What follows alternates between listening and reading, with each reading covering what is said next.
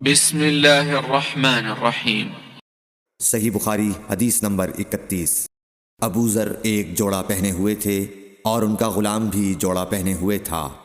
سبب دریافت کیا گیا تو کہنے لگے کہ میں نے ایک شخص یعنی غلام کو برا بھلا کہا تھا اور اس کی ماں کی غیرت دلائی یعنی گالی دی، تو رسول اللہ صلی اللہ علیہ وسلم نے یہ معلوم کر کے مجھ سے فرمایا، اے ابو ذر، تو نے اسے ماں کے نام سے غیرت دلائی ہے، بے شک تجھ میں ابھی کچھ زمانہ جاہلیت کا اثر باقی ہے۔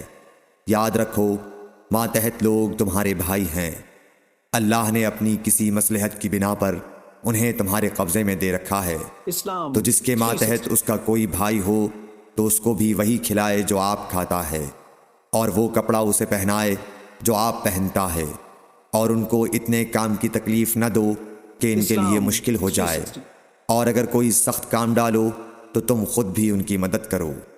صحیح بخاری حدیث نمبر 32۔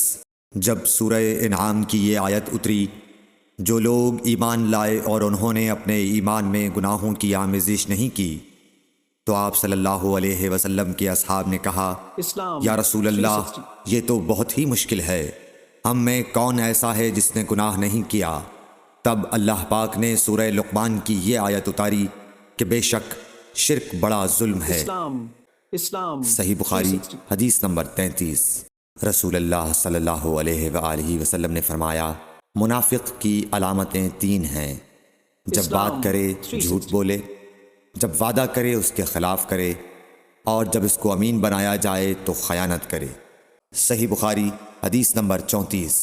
رسول اللہ صلی اللہ علیہ وسلم نے فرمایا کہ 4 عادتیں جس کسی میں ہوں تو وہ خالص منافق ہے، اور جس کسی میں ان 4 میں سے ایک عادت ہو تو وہ بھی نفاق ہی ہے جب تک اسے نہ چھوڑ دے۔ وہ یہ ہیں، جب اسے امین بنایا جائے تو امانت میں خیانت کرے اور بات کرتے وقت جھوٹ بولے، اور جب کسی سے عہد کرے تو اسے پورا نہ کرے، اور جب کسی سے لڑے تو گالیوں پر اتر آئے۔ صحیح بخاری حدیث نمبر 35۔ رسول اللہ صلی اللہ علیہ وسلم نے فرمایا، جو شخص شب قدر ایمان کے ساتھ محض ثواب آخرت کے لیے ذکر و عبادت میں گزارے، اس کے گزشتہ گناہ بخش دیے جاتے ہیں۔ صحیح بخاری حدیث نمبر 36۔ رسول اللہ صلی اللہ علیہ وسلم نے فرمایا، جو شخص اللہ کی راہ میں جہاد کے لیے نکلا، اللہ اس کا ضامن ہو گیا۔ اللہ تعالیٰ فرماتا ہے، اس کو میری ذات پر یقین اور میرے پیغمبروں کی تصدیق نے اس سرفروشی کے لیے گھر سے نکالا ہے۔ میں اس بات کا ضامن ہوں کہ یا تو اس کو واپس کر دوں ثواب اور مال غنیمت کے ساتھ، یا شہید ہونے کے بعد جنت میں داخل کر دوں۔ رسول اللہ صلی اللہ علیہ وسلم نے فرمایا، اور اگر میں اپنی امت پر اس کام کو دشوار نہ سمجھتا تو لشکر کا ساتھ نہ چھوڑتا، اور میری خواہش ہے کہ اللہ کی راہ میں مارا جاؤں، پھر زندہ کیا جاؤں، پھر مارا جاؤں، پھر زندہ کیا جاؤں، پھر مارا جاؤں۔ صحیح بخاری حدیث نمبر 37۔ حضرت صلی اللہ علیہ وسلم نے فرمایا، جو کوئی رمضان میں راتوں کو ایمان رکھ کر اور ثواب کے لیے عبادت کرے، اس کے اگلے گناہ بخش دیے جاتے ہیں۔ صحیح بخاری حدیث نمبر 38۔ حضرت صلی اللہ علیہ وسلم نے فرمایا، جس نے رمضان کے روزے ایمان اور خالص نیت کے ساتھ رکھے، اس کے پچھلے گناہ بخش دیے گئے۔ صحیح بخاری حدیث نمبر 39۔ حضرت صلی اللہ علیہ وسلم نے فرمایا، بے شک دین آسان ہے، اور جو شخص دین میں سختی اختیار کرے گا تو دین اس پر غالب آ جائے گا اور اس کی سختی نہ چل سکے گی۔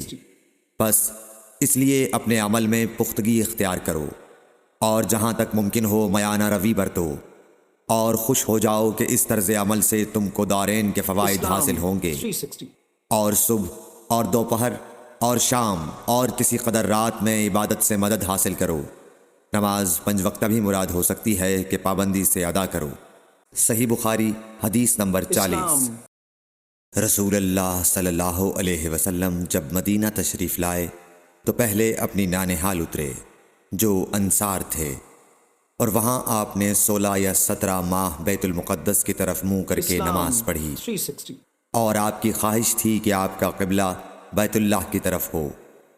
جب بیت اللہ کی طرف نماز پڑھنے کا حکم ہو گیا تو سب سے پہلی نماز جو آپ نے بیت اللہ کی طرف پڑھی عصر کی نماز تھی۔ وہاں آپ صلی اللہ علیہ وسلم کے ساتھ لوگوں نے بھی نماز پڑھی۔ پھر آپ کے ساتھ نماز پڑھنے والوں سے ایک آدمی نکلا اور اس کا مسجد بنی حارثہ کی طرف گزر ہوا تو وہ لوگ رکوع میں تھے۔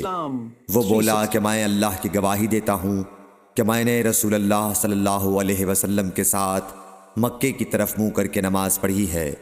یہ سن کر وہ لوگ اسی حال میں بیت اللہ کی طرف گھوم گئے، اور جب رسول اللہ صلی اللہ علیہ وسلم بیت المقدس کی طرف منہ کر کے نماز پڑھا کرتے تھے، یہودی اور عیسائی خوش ہوتے تھے، مگر جب آپ نے بیت اللہ کی طرف منہ پھیر لیا تو انہیں یہ امر ناگوار ہوا۔